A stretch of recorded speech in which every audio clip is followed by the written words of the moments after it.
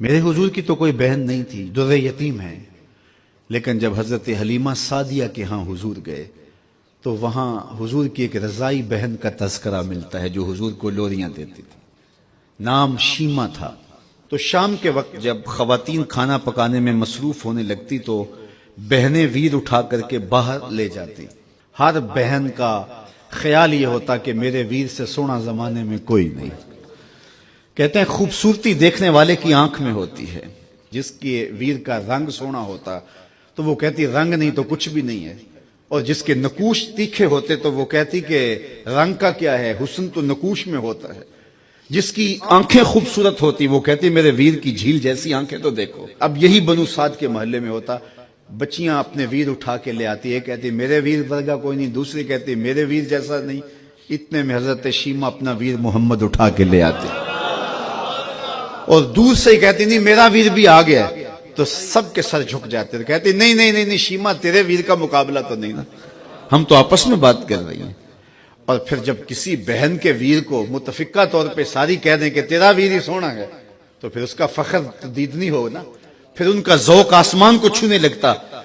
ابن حشام سیرت کی سب سے پہلی کتاب ہے، اس میں یہ واقعہ لکھا ہے کہ پھر حضرت شیمہ حضور کو اپنی آغوش میں لے کے سمیٹتی اور پھر چومتی اور پھر وہ لوری دیتی، اور وہ لوری کے لفظ بھی لکھے ہیں، ربنا ابق لنا محمد حتی اراہ یافعا و امردا، اللہ میرے ویر محمد کو سلامت رکھنا۔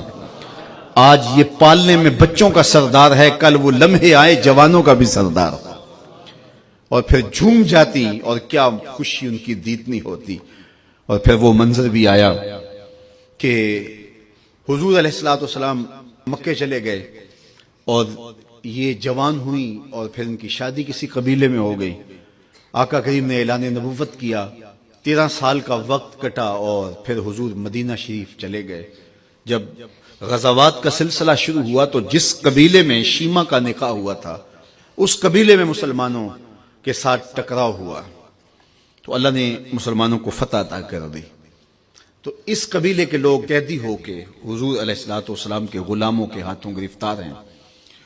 تو یہ اپنے قیدیوں کو چھڑانے کے لیے قبیلے کے سردار ایک ایک گھر سے فدیے کے لیے رقم جمع کر رہے ہیں۔ چلتے چلتے شیمہ کے گھر بھی پہنچے جو کہ ایک عمر کا حصہ گزار چکی تھی، اور جا کے کہا کہ اتنا حصہ آپ کا بھی آتا ہے۔ کہا کس لیے؟ کہا وہ جو لڑائی ہوئی ہے اتنے ہمارے بندے گرفتار ہو گئے ہیں تو ان کو چھڑانا ہے۔ تو چلتے چلتے باتوں میں کسی کے لبوں پہ حضور کا نام آ گیا تو شیمہ نے کہا اچھا انہوں نے تمہارے لوگ پکڑے؟ کہا ہاں۔ تو کہا پھر تم رقم اکٹھی نہ کرو، مجھے ساتھ لے چلو۔ انہوں نے کہا تجھے ساتھ لے چلیں؟ کہا تم نہیں جانتی وہ میرا ویر لگتا ہے، وہ میرا بھائی لگتا ہے۔ قوم کے سرداروں کے ساتھ حضرت شیمہ حضور کے نوری خیموں کی جانب جا رہی ہیں اور صحابہ ننگی تلواروں سے پہرا دے رہے۔ یہ مکی دور تو تھا نہیں، یہ مدنی دور تھا۔ اور شیمہ قوم کے سرداروں کے لے کے جب آگے بڑھنے لگی نا تو صحابہ نے تلواریں سونت دی، رک جا اے دیہاتی عورت، جانتے نہیں آگے کوچہ رسول ہے، آگے بغیر اذن کے جبریل بھی نہیں جا سکتے، تم کون ہو؟ تو شیمہ نے جو لفظ کہے وہ لفظ نہیں ہے، اس نے کہا خلو سبیلی وَعَلَمُوا أَنَا أُخْتُ نَبِيِّكُمْ، میری راہیں چھوڑ دو، تم جانتے نہیں میں تمہارے نبی کی باجی لگتی ہوں۔ تلواریں جھک گئیں، آنکھوں پر پلکوں کی چلمنے آ گئے، راستہ چھوڑ دیا۔ حضور کے خیمہ نوری میں داخل ہوئی تو حضور نے دیکھا، پہچان لیا، اٹھ کے کھڑے ہو گئے۔ فرمایا بہن کیسے آنا ہوا؟ آپ کے لوگوں نے ہمارے کچھ بندے پکڑے ہیں، چھڑانے آئی ہیں۔ تو فرمایا بہن تو نے زحمت گوارا کیوں کی؟ تو پیغام بھیج دیتی میں یوں ہی چھوڑ دیتا، لیکن تم آ گئی ہو، اچھا ہوا ملاقات ہوئی۔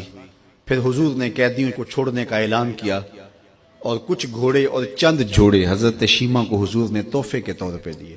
ویروں کے دروازے پر بہنیں آئیں تو ویر خالی تو موڑا نہیں کرتے، تو حضور نے بہت کچھ عطا کیا اور پھر رخصت کرنے خیمے سے باہر آئے تو صحابہ کی جماعت منتظر تھی۔ فرمایا صحابہ جب میں قیدی چھوڑا کرتا ہوں میری عادت تمہیں معلوم ہے کہ میں پہلے تم سے مشاورت کیا کرتا ہوں، آج ایسا موقع آیا کہ میں تم سے مشاورت بھی نہیں کی اور قیدی بھی چھوڑ دیے۔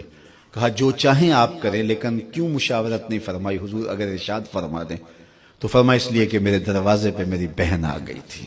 کوئی لاؤ تو صحیح زمانے میں ایسا، کوئی لاؤ تو صحیح زمانے میں یہ جمال اور یہ حسن اور یہ کمال رکھنے والا، تو پھر کیوں نہ ہم اپنی ساری زندگی اس آقا کے نام لگاتے ہیں۔